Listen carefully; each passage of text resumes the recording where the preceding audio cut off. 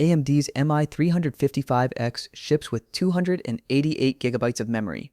Nvidia's B200 ships with 192, same memory bandwidth, about 8 TB a second, matching FP8 compute. On the spec sheet, AMD wins that fight.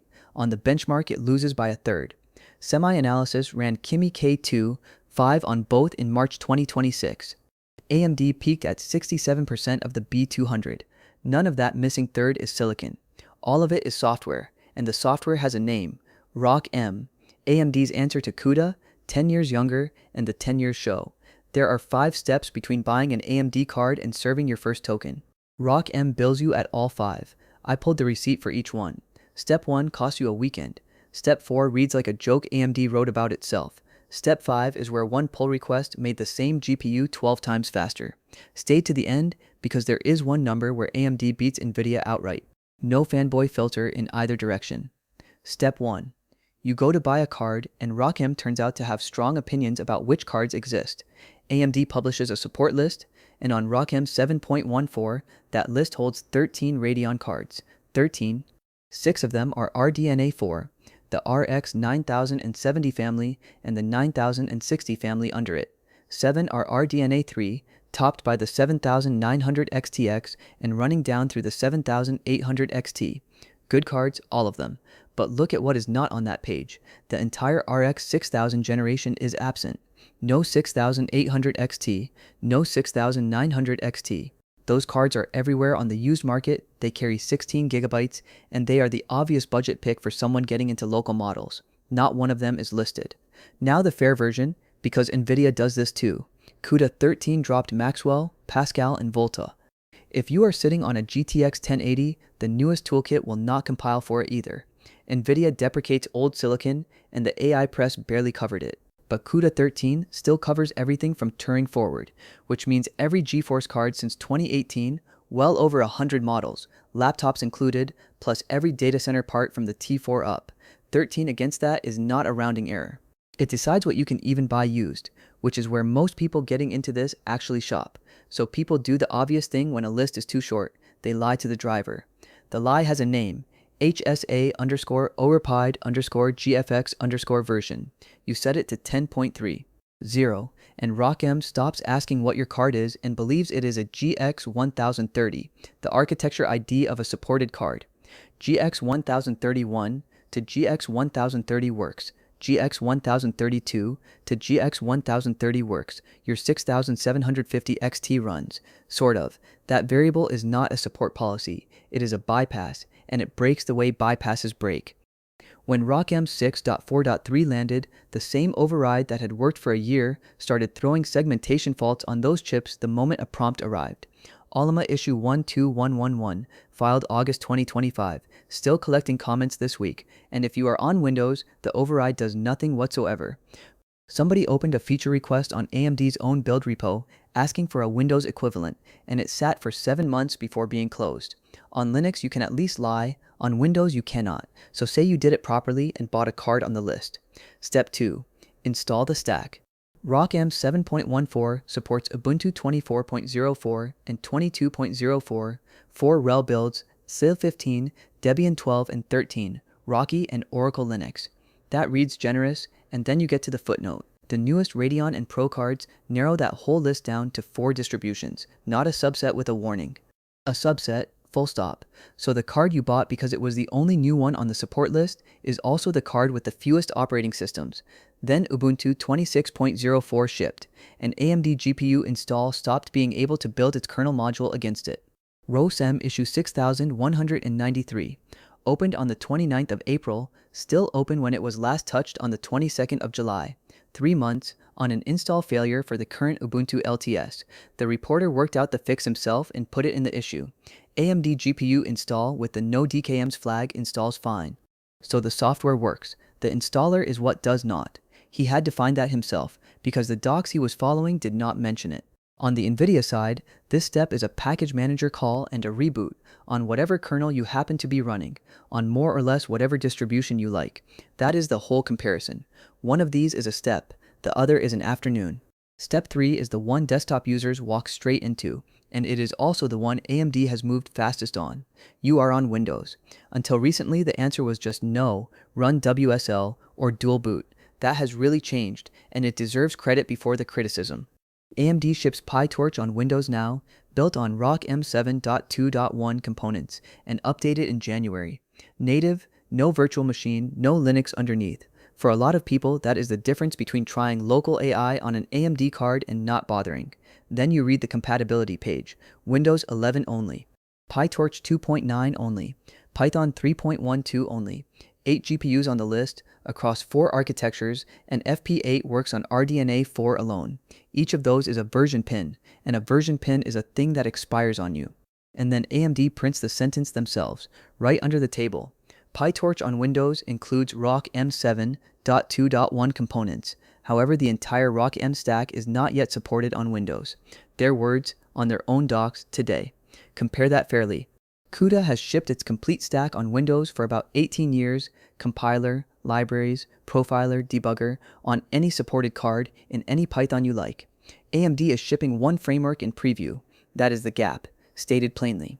Step 4.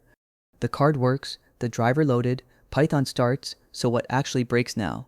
Mostly, not PyTorch. PyTorch on ROCm is fine, genuinely fine, and it is the single biggest thing AMD got right, because it is the layer most people actually type against.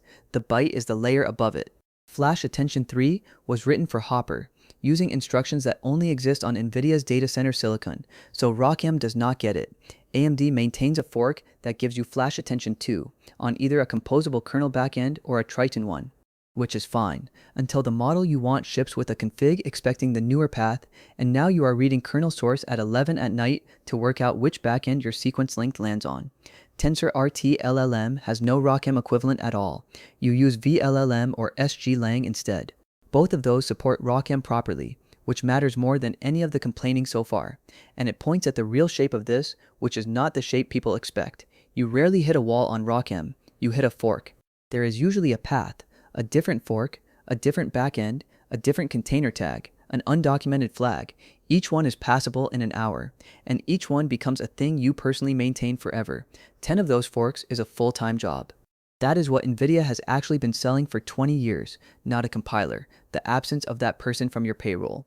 Which brings me to the part one had to read 3 times. No benchmark, no bug report, just AMD's own releases page on GitHub. The newest ROCm release is 7.14.0, published on the 16th of July. The release directly before it is 7.2.4 from the 29th of May.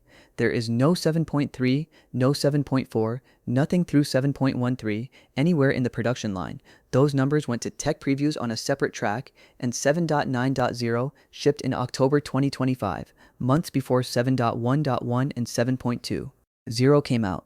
The bigger number is the older release. AMD has a phrase for this in their own release notes. They call it the versioning discontinuity that began with the 7.9.0 preview. It is written down on the release page as a known condition of the product.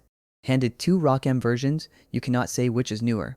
CUDA goes 13.0, then 13.1, then 13.2, then 13.3, boring. 20 years of boring. Boring is not a personality flaw in infrastructure. It is the entire feature, and it is the one thing you cannot put in a keynote. Step 5. Everything is installed, everything imports, the GPU is finally serving tokens, and this is where ROCm stops being annoying and starts being expensive, because this is where you find out what fraction of your hardware you actually bought. On the 1st of March 2026, an MI355X serving Kimi K2 5 in MXFP4 on vLLM 0.16 delivered 6.6 tokens per second per user at match concurrency on an 8,000 token workload. That is a number you would send the card back over.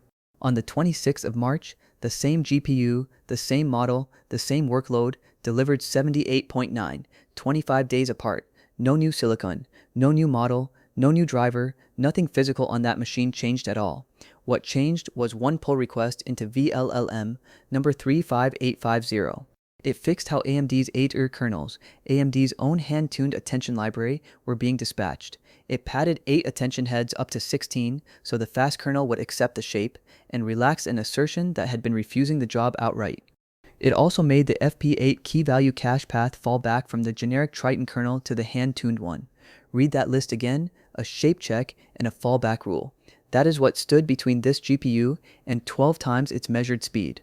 Peak throughput on that card went from 348 tokens a second per GPU to 2,687, 7.7 times out of a dispatch fix. The capability was sitting in the silicon the whole time. The code in front of it was refusing to reach it. SemiAnalysis wrote the sentence I would put on the box. Their words, the MI355X on CDNA4 is competitive with B200 at the tensor core level, but AMD's ROCm and vLLM path does not always expose that capability. That is the whole video in one line, and notice who fixed it, not a hobbyist on a forum. Engineers paid to stare at kernel dispatch for a living, working against a benchmark harness built specifically to catch this. If you are Meta, you have those people. If you have one 7900 XTX, you wait for someone else's pull request. So after 5 steps of that, is any of it worth living with?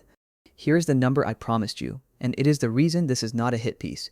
In May, SemiAnalysis ran GLM5 on both platforms on SGLang V012 with FP8 key value cache with multi-token prediction on both sides. Same framework version, same recipe, feature match stacks. Not a rigged comparison in either direction. At 18 tokens per second per user, a real interactivity target. Roughly reading speed, a B200 cost 30 cents per million tokens. The MI355X cost 22. 40% cheaper, on the half of the stack AMD is supposed to be bad at.